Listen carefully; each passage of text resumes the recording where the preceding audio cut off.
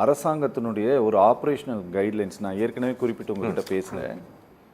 Rabies free city இனிஷியேட்டிவ்னு சொல்லிட்டு rabies free India by 2030 அப்படிங்கிற ஒரு ஆப்ரேஷனல் கைட்லைன் வந்து அரசாங்கம் உருவாக்கி இருக்கிறது. அனிமல் ஹஸ்பண்டரி மினிஸ்ட்ரி இல்லையா, national centre for disease control. Okay, நம்ம ஏற்கனவே போன தடவை பேசினோம். 17 ஜூலை 2025 அன்னைக்கு animal welfare board of India வந்து லெட்டர் போடுறாரு. ஆல் த ஸ்டேட்னுடைய chief secretaries and all the DGPs animal husbandry செக்ரட்டரிஸ்க்கு ஒரு கைட்லைன் கொடுத்துருக்காங்க. இது கைட்லைனா ஆர்டரான்னு நான் உங்ககிட்ட கேட்டேன். இது ஆர்டர்னு நீங்க சொன்னீங்க, சரியா?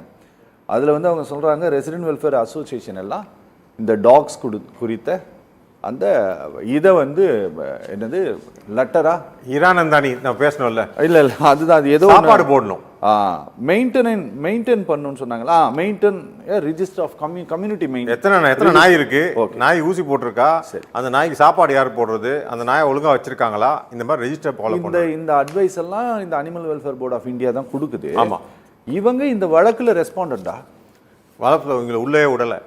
ஐயோ, ஏன்னா அனிமல் வெல்ஃபேர் போர்டுங்கிறது மேனா காந்தியுடைய சர்வன்ட் குவார்ட்டர்ஸ். நான் ஓப்பனாக இருந்து அடிக்கிறது, நான் பேச்சை மின்ஸ் பண்ண மாட்டேன், உண்மையாக சொல்லுவேன். கடந்த 20-30 வருடங்காக சர்க்கஸ் மிருகங்களை அழித்தது, கோவில் யானைகளை அழித்தது, ஜல்லிக்கட்டை அழித்தது, இந்த மாதிரி விஷயங்களுக்கு மேனா காந்தி பயன்படுத்தியதான் இந்த animal welfare board of India.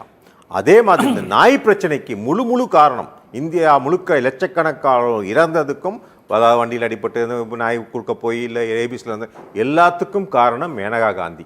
ஏனென்று கேட்டால் இந்த அனிமல் வெல்ஃபேர் போர்டை ஹைஜாக் பண்ணி அதன் மூலம் தான் இந்த கருத்தடை விதிமுறைகளை இயற்றினார். அந்த கருத்துரை விதிமுறைகளை என்ன சொல்லுதுன்னா, நாய் கடிச்சா திரும்ப கொண்டா விடாத, நாய்க்கு சோறு போடு. இந்த சர்க்குலர் இருக்கு பார்த்தீங்களா, 17ஆம் தேதி அனிமல் வெல்ஃபேர் போர்டு, அதாவது எல்லா காலனி எல்லா குடியிருப்புகளையும் நாய்க்கு சோறு போட இடம் வைக்கணும், இடம் ஒன்றும். அங்கே வந்து இருக்கவங்களுக்கு சண்டை வரும், நாய்க்கு நம்ம ஈரானந்தி பற்றி பேசணும், சண்டை வரும். அப்போ நீங்கள் போய் பஞ்சாயத்து பண்ணுங்க, அவன் வேலை வெட்டி இல்லாமல் இருக்க மாதிரி இந்த மாதிரி விஷயங்களை பண்ணி இந்த ஆர்டரை போடுறாங்க டிஜிபிக்கும் சீஃப் செக்ரட்டரிக்கும்.